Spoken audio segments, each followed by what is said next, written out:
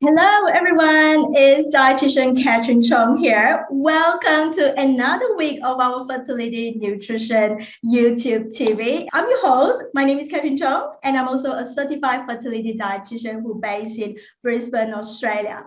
Now, today is a super fun episode because I have got a very special guest on today, and she's going to share with you all about the nutrition for breaking up with the pill and what you need to know after stopping the birth control pills to prepare your body for pregnancy.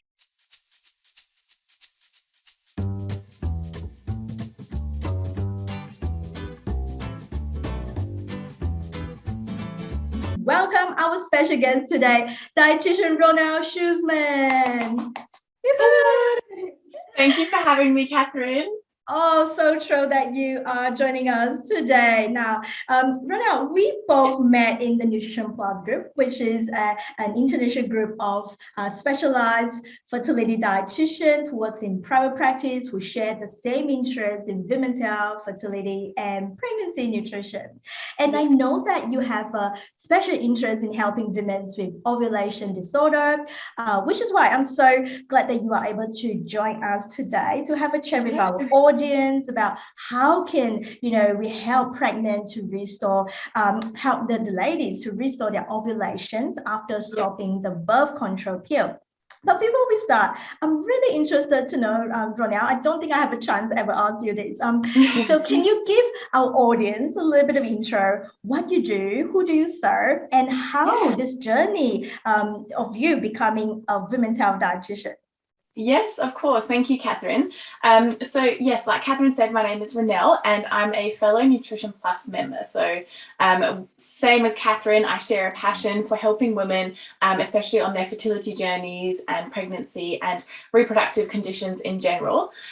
So my practice is Bloom Dietetics and it's a fully online practice. So I see all my clients via Zoom and everything is done virtually, which is great because it gives me access to anyone. So anyone can work with me, which makes it really easy, and people can do it from the comfort of their own home, especially when people are undergoing fertility treatments. There's often so many appointments that are lining up, so it can be really handy to just be able to have one of your appointments done at home instead of having to go somewhere else for it. So that's my practice, and my practice I have a special interest in helping women with ovulation issues. So I work with women outside of fertility, so even women who aren't wanting to conceive but have conditions like PCOS or amenorrhea or any menstrual disorders. I help them to understand their diagnosis and to address the root issues that are impacting their symptoms that they're experiencing. So even if pregnancy is the furthest thing from their mind, I help them to use nutrition to optimize their quality of life and to address some of those symptoms that they're experiencing. And then I have a special love for women who are also on their trying to conceive journey. And helping them to restore, regulate their periods, optimize ovulation, and get their body ready for pregnancy to give them the best chance of getting pregnant and having a healthy pregnancy. So that's where my passion lies. And so I'll often work with women in that, but I'll also work with couples and take them on that journey together on their fertility journey. Ronelle, could you please share with us a little bit more? How does the pill in general works in our body? Yeah. So often the one that I see most often is called the combination birth control pill. And that one has both estrogen and progestin in it. And the way that this works is it actually prevents your ovaries from releasing an egg, so which is called ovulation. And so if an egg is not being released, then there's nothing for the sperm to meet up with to create a baby. So that's the main way in which it works, but it also actually can impact your cervical mucus and the lining of your uterus to make it even harder for the sperm to reach an egg. So that's the main way in which it prevents us from getting pregnant. want to again remind our audience as well. Like I say, there are so many birth control options available. If you have any, concerns about questions about certainly one of these birth control, pills, please, your doctors are still the best person to consult, to talk to if you have any question regarding the birth control choice and methods. Okay, so let's move on. Now, so in your experience, Ronell, I guess that, like I say, quite commonly, my patients will ask me, how long does it usually take them to ovulate again, or how far in advance should they be thinking about stopping the pill if they want to, planning to get pregnant? Yeah. So there's a few things to consider with this. And one of the things when it comes to how long in advance you should stop taking the pill, there's always the risk of getting pregnant once you stop the pill. So there's no guarantee to say, oh, you won't get pregnant in 3 months after stopping the pill, or nothing like that. So this is another reason why it's so important to talk to your doctor and to explain your timeline to your doctor of when you are hoping to get pregnant, so that they can really help to advise you. Because yes, you could get pregnant soon after stopping birth control pill, but for every woman it's going to look very different, and for a lot of women it can take quite a few months to restore their natural period and to be able to have regular ovulation again. Our bodies respond so differently to birth control in itself. Some women have great experiences with birth control, and other women find that it doesn't respond well with their body. And the same goes when it comes with stopping birth control. There's no knowing how your body will respond to it. So that is really important to discuss with your doctor. But where I come in is helping you to optimize that time when you're stopping the birth control, because we know that diet has a really huge impact on our hormones. And of course, your hormones are the ones that are being fluctuated a lot when it comes to the birth control pill and stopping birth control. So we use nutrition to really help you to make the most of that period, to help your body to optimize those chances of getting your period back, restoring your period, having a regular cycle, and optimizing ovulation post coming off of the pill. But so the timeline in terms of when you will start ovulating and when you will be able to get pregnant, that's going to differ, and definitely talk to your doctor about that. But there are other things that we want to consider when it comes to how soon you should stop before wanting to conceive, because the pill does also actually impact some of our nutrient levels, and it can actually deplete some of our nutrient stores. So that's something that we really often don't think about, that we need to take into consideration when we're thinking of stopping the pill and when we're thinking of trying to get pregnant. So Catherine, would you like me to delve a little bit into that side of things as well? Oh yeah, 100% agree. I guess that this is certainly, the side of things like nutrition that people don't always heard a lot about, and not certainly a topic that's discussed among the doctors as well. So yeah, please, can you tell us what are the nutrition concerns after stopping the birth control pill? Yeah, so like I said, in terms of timeline, it's going to differ a lot. And one thing that I just want to bring up as well, there are different things that can really impact how long it's going to take your body to restore a period in ovulation as well. And I work with a lot of women with PCOS, and typically we find that when a woman with PCOS comes off of the pill, because while she's been on the pill, her PCOS symptoms have kind of been covered a little bit, and it seems like they're not there anymore. And so then often for them, it can take really long to get a period back after stopping the pill. And so if you are someone with PCOS, definitely work with a fertility dietitian to help you with that, and to help to address those other issues that can help your body to get your period back and to ovulate again. So in terms of nutrient concerns, so we know that the pill actually depletes certain nutrients. So we want to be making sure that when we are thinking of trying to conceive, that we are testing, we're going to get our blood work done and seeing where our nutrient levels are at so that we can optimize them before we get pregnant, so that we know that those stores are built up and ready for our body to grow a baby. So the main nutrients that we know that the pill depletes is zinc. So think meats, chicken, beans, nuts, all those types of foods are great sources of zinc. Magnesium, whole grains, beans again, your greens, selenium. Now, I love Brazil nuts for selenium. They're a really easy way to get in heaps of selenium. Folic acid is actually another one, which a lot of you might know that folic acid is really important in the lead up to falling pregnant to prevent neural tube defects. So the fact that the birth control can deplete that means that we definitely want to make sure that we're starting with a dietitian to sort out supplementation and everything like that before we start trying to conceive. Then vitamin C, so think all your fruits and veggies, and then also some other B vitamins that could be depleted. So B2, B6, and B12.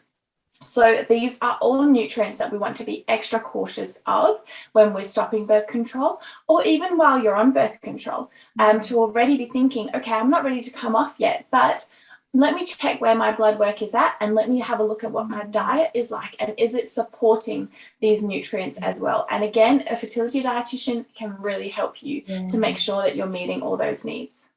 Yeah, so fantastic to hear. And I guess this is why, Ronell, you and I are so passionate working in this area, in the fertility field, because our job is not just, asking patients, don't eat this, don't eat that, but really the main focus is how can we think outside the box? How can we fit in all the nutritious food in order to help patients or clients to meet their, all these key nutrients level. Absolutely. And and one of the, I guess the key advantage as well, like saying a fertility dietitian, it's able to help you to, perform an audit of your current, diet and assessing your current nutrition status.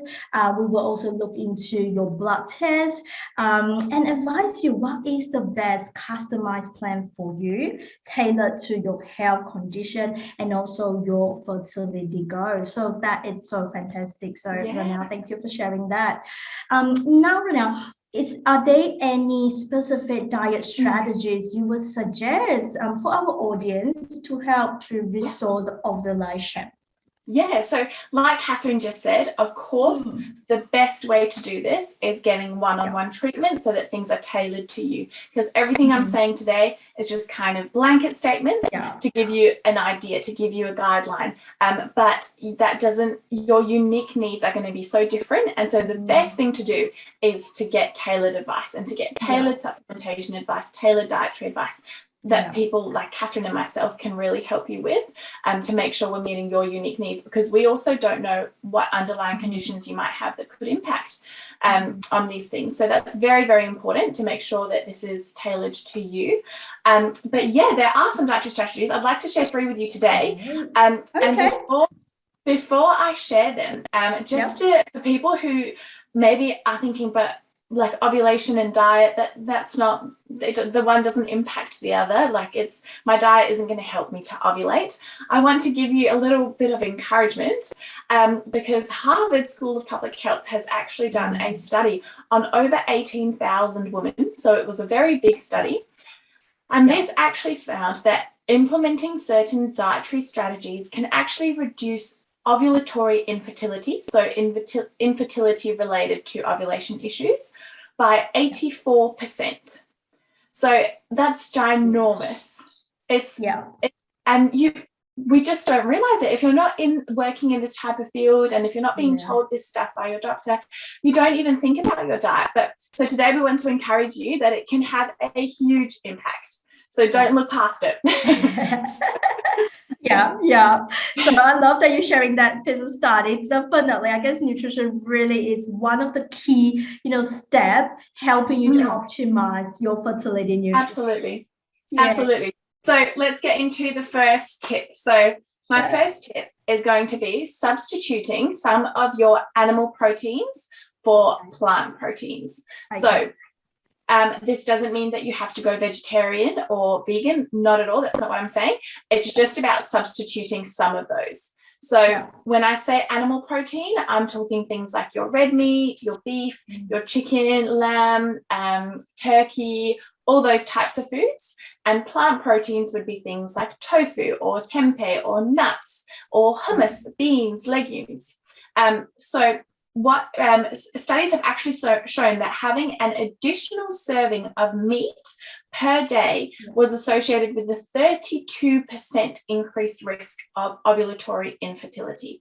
So consuming too much animal proteins can potentially be harmful for ovulation-related fertility. But when we substitute some of those, and when we have when we consume 5% of our total energy intake as vegetable or plant proteins instead, then that is associated with a 50% lower risk of ovulatory infertility. So that's not a lot. 5% is a lot. That's easy to do for a really huge benefit. So I love to help my clients by thinking of their total week and just looking at quick ways that they can swap around some of those. Something like doing Meatless Monday as a household kind of routine is a great way to start implementing it. But make sure that when you're doing something like a Meatless Monday, that you're not just having veggies and say carbs. You need to make sure that you have that protein there. So a salad on its own isn't going to cut it. We need to have either some tofu, some beans, some legumes in there to provide that plant protein. All right. Great suggestion, Ronell. So how many days would you suggest in a week that people replacing some of these great options of plant protein? So I would start with choosing one dinner night a week where you have just plant protein at the dinner. And then I would also suggest your snacks for your mid-morning and late afternoon snack. If you are having a protein at those, that's a really easy way to get in additional plant proteins. So nuts, seeds, whole grain crackers with hummus, very easy ways to get in plant proteins in your snacks. If we start with that, that's fantastic. We can also look at some of your lunch options to every now and then try and have hummus instead of a meat on your sandwich, for example. But I'd say my starting point is try and have one dinner night per week where you're having a plant protein instead of an animal protein. Awesome, Ronell. And I was going to say, I love chickpea as a snack as well. Hummus is fantastic. Roasted chickpeas, you can make them nice and absolutely. That's right. I love that. Instead of the hummus, you can also have the roasted chickpea. It's really easy to make. All right, then. Moving on next, what is your second tips for our audience today? So my second tip, and this is an interesting one. This one is actually on full-fat dairy. So there have been some links with full-fat dairy consumption and improvement in ovulation-related fertility. And it's believed to be due to the growth factor, but we won't delve into that. The point is, it's something worth considering, but I would definitely chat to a fertility dietitian about this because we need to consider the bigger picture as well. If you are someone who is struggling with high cholesterol levels, or if you are someone who is struggling with weight management and trying to lose weight, then there are plenty of other strategies that we can try and implement. And we may necessarily decide that this strategy actually won't be the best one for you. But for other women, it can be really beneficial to make that easy switch and to change from a low-fat milk to a full cream milk. In terms of your other dairy options like yogurts, I would still advise for people to choose a Greek style yogurt because this yogurt is actually really low in saturated fats and high in protein and calcium. But when we're thinking about our milk that we use in our cereals or our smoothies, that's one that we can consider changing up depending on the bigger picture. But full fat milk is potentially a good option. I'm sure that this point is going to surprise a lot of people. I know, it's a controversial one. But like I said, talk to your dietitian about it because it does depend on the bigger picture as well. Yeah. It's definitely one of the biggest myths. I tend to say a lot of my clients also, avoid dairy when I, do the Yeah, consultations with them. But like Ronelle said that, look, we need to look at the bigger picture. If you have any intolerance issues or any specific health problems, of course, we are going to able to help you to customize to your need, helping you to advise on what is the best, dairy or alternative options for exactly. you. And no one is the same. For a lot of my clients, I advise them to switch from full cream to low fat milk because that's what's best for their situation. And then there will be a few who I advise them to go full cream. So definitely chat to a dietitian about that. But I just thought that was an interesting one to throw in there. So true. All right. And what will be your last tip today? Yes. So my last one today is on folic acid. So like we've mentioned, folic acid is one of the nutrients that the pill can actually deplete. And we know that folic acid is really important in preventing neural tube defects. So it's a really important nutrient in the lead up to trying to get pregnant. But studies have also started showing a link to folic acid intake and ovulation and the role that it could play there. So we want to make sure that we're having plenty of folate-rich foods in our diet. So easy ways that we can start doing that is your dark green leafy veg. Baby spinach is such an easy one to sneak into any dish because it just wilts right down. You hardly know it's there. Also adding it into your smoothies, you barely taste it. Thinking about your sandwiches and wraps, instead of choosing maybe like a light green salad leaf, to try and go for those darker green ones that are going to be more folate rich. Now, folate is also one that I would definitely suggest that you discuss with your health professional. Your dietitian would be a great person to do that, about what type and how much folic acid you should be supplementing in the lead up to trying to conceive, because there's a lot of factors that can impact how much you will need, but it's definitely an important one to consider for your ovulation and for helping with restoring regular ovulation. Yeah. And how long would you suggest people really, have a chat about when exactly they need to start taking the folic acid supplements? Yeah, so when it comes to starting a fertility friendly diet in the lead up to trying to conceive, we know that your eggs take around 3 months to mature. So in order to be optimizing egg health as well, we do want at least 3 months to be able to optimize egg health. And so then when it comes to restoring a period and getting regular ovulation as well, that timeline could potentially increase again. But so I would definitely say we want to be supplementing folic acid and have you on your prenatal at least 3 months, ideally, before you start trying to conceive. If you can, I would suggest getting in with a fertility dietitian up to 6 months beforehand, at least, really, to really restore everything and make sure your period is regular and everything is good there. Yeah, and the other things that I want to mention is there's also a lot of study focused on early life nutrition, which is looking at the period within that first 1,000 days. So certainly we also count as about 3 months before you conceive, during your pregnancy, and also after you gave birth up to about 2 years of your baby age. This crucial window period really have a profound impact, like what you eat, how your nutrition status will have a profound impact on your baby future health. So certainly, like Ronell said, about 3 months, if you can, the earlier the better, is to start looking at your nutrition, what you eat, how can we optimize that. And our most important goal, I guess, is we really want to help you to restore the ovulation naturally as possible as we can after you stop the birth control pill. Absolutely. All right. All right, Ronell, you are incredible. Thank you so much for coming to our channel and share all your expertise in this area. Now, tell me, where can people find about you and your wonderful service? Yes, thank you, Catherine. It's been a pleasure to come on here with you. So you can, a really easy way to follow along and to see any updates and get some free advice and tips is heading to my Instagram page, which is @Fertility Dietetics. And you can also head to my website, www.bloomdietetics.com.au, to send me an email or to inquire about booking in with me.